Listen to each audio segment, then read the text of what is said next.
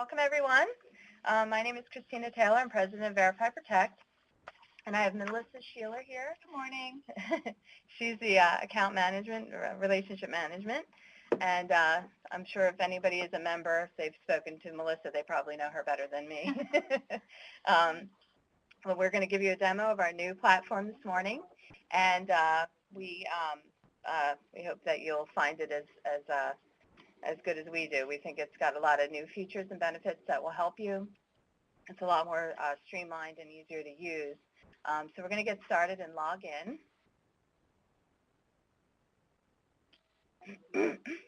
And this is the main page that you'll land on.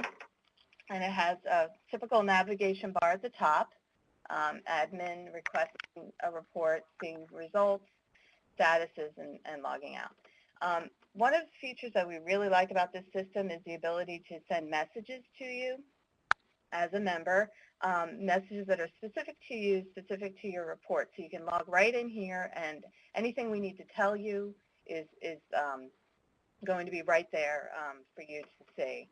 There's also general messages that we can print, such as court delays, other kinds of status updates. We have that feature now, and this is similar to that feature. We can also do member by member types of announcements. So if you have something specifically, let's say you're searching Utah or something, we don't do a lot in that area, and there's a court delay in Utah, we can give you status updates that way as well. So there's lots of different ways to communicate in this system so that you can know what's going on. There's a quick search, which is similar to what we have now, where you can, find your applicants quickly, and you can search by a number of different ways. So you just type in the information and hit find, and it will pop up. There's your edit your profile, so you can click in here, and it will show you. You can change your password. There's a challenge question for security purposes. You have a challenge question if you want to change your password so that you have the answer to that question and nobody else does, and that helps keep your password changes secure. Okay, so we're going to go ahead and request a report. And okay, so this is our select a package page, and this gives you some recommended packages for MEA members that we've put together based on our experience working with MEA members and the kinds of reports and packages that they are looking for. So you have the package listed right there. You've got your price right there, and all the different components of the package. If you have a custom package, we're going to put your custom package right in there. So we already know what it is that you typically order, what your package already looks like, and we're going to put that information right in that spot right there. If you want to bypass the packages and just want to order reports a la carte, you click on the individual reports and do it that way. But for today, we're going to just select the general staff package.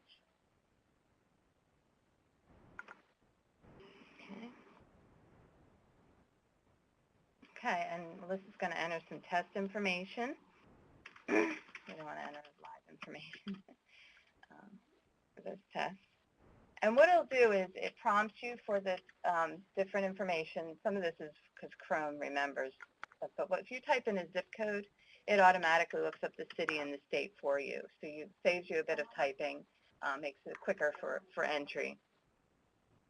Enter date of birth, social security number as normal.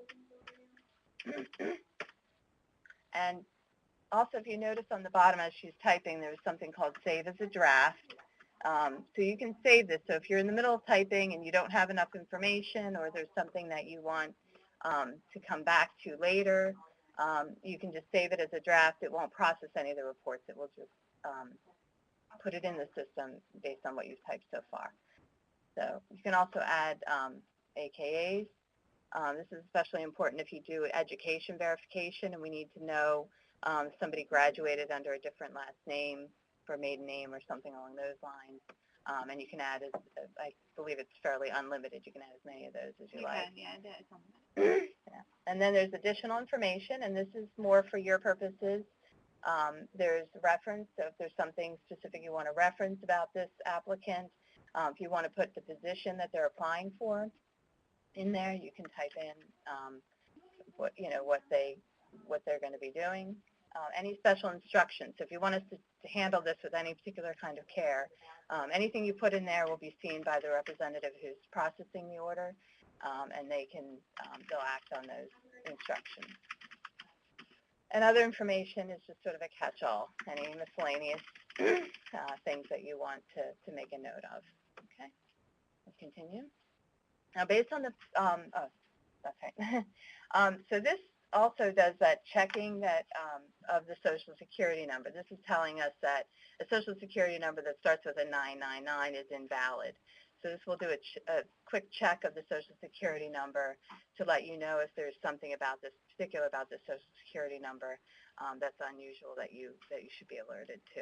It does not do a social search, and simply checking it against the Social Security number rules and letting us know that this falls outside of those rules to alert you to a potential issue, maybe fraud, could be green cards. Some green cards are like this, but it does let you continue. Okay.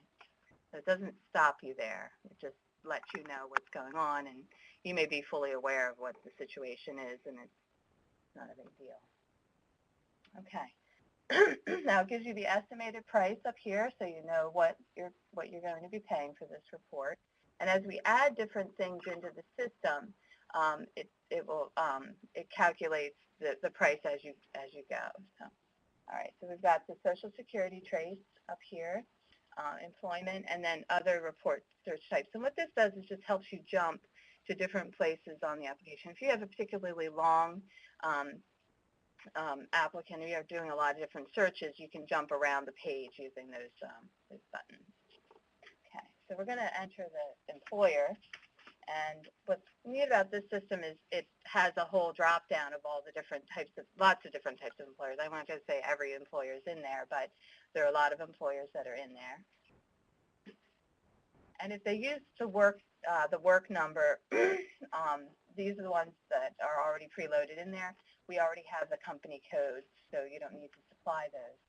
Now, if you got a, let's say you click on this one and you're not sure what the telephone number is, there's a cute little feature here that you can hit Google, and it automatically does the search for you. It puts the name of the company in there, so if you need to look up a telephone number or anything, it automatically does a quick Google search for you, which I think is a really neat feature.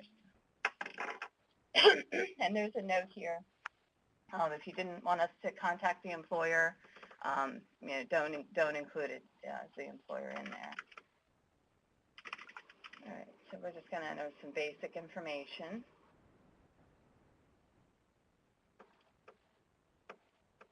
Okay. And feel free. I know that you guys have. You're able to. I think you're not on mute. Let's put it that way. So if you have any questions during this process, if you want to just jump right in, be happy to answer any questions as we go through this. If you wanted to add another employer to this order, you can. And that's where we talk about if you add an employer, it would change the pricing. So, all right. Okay, so now we're going to select some counties here. So you can select as many counties as you like. So we just click on, we want felony misdemeanor. We're going to do it for Pennsylvania.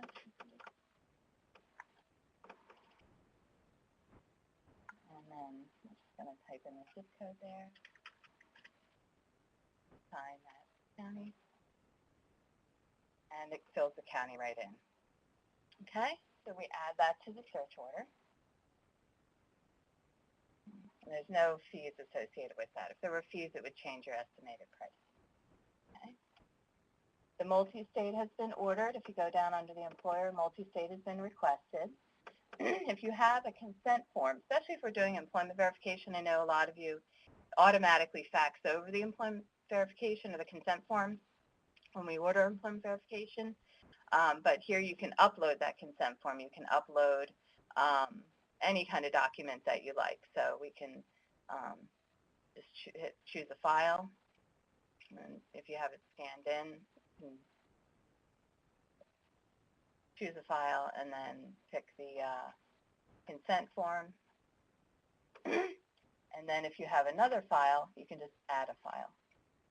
Hit add a file, choose another file, and keep going. Okay, but it didn't save.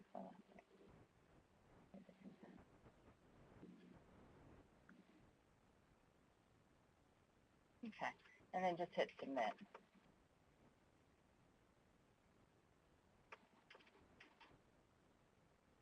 Okay, great. Okay. All right, so you can still, again, you can save it as a draft at this point if you're not ready to move forward. If you need to cancel it, you're like, I don't really want to do this after all, you can cancel it right there, or you can agree and submit the order. It gives you a brief synopsis of what you've put in, tells you what attachments you've included, and then it allows you to enter another request if you like right here, and you just go right back through the whole process again. You hit cancel. You can hit cancel at any point. Brings you back to your home page. Anybody have any questions about the entry process before we move on? Okay. All right. So then we're going to go on to view the results. And this is the dashboard that we like so much because it gives you a brief snapshot of all of your applicants, and really has a lot of neat, really great information in a single line, which is really helpful. So first thing is here's an applicant that we put in earlier, because the other one is now in the back end processing. So we have Helen here, and we can click on that plus sign and drops down, and you see your results right here on the screen. So you can get a brief idea, a brief snapshot of what's going on. You can see we have this one flagged. There's an alert on the screen. It tells you it's red, so it tells you that this person might have some kind of a discrepancy. And you can view it. It tells you the status, if it's complete. If it was incomplete, it would say partial. There might be partial information on there. If you want to print it, you just click on the little box and you hit print all selected. We're not going to do that. All right. You can view the report. You click on this and it views it as a PDF.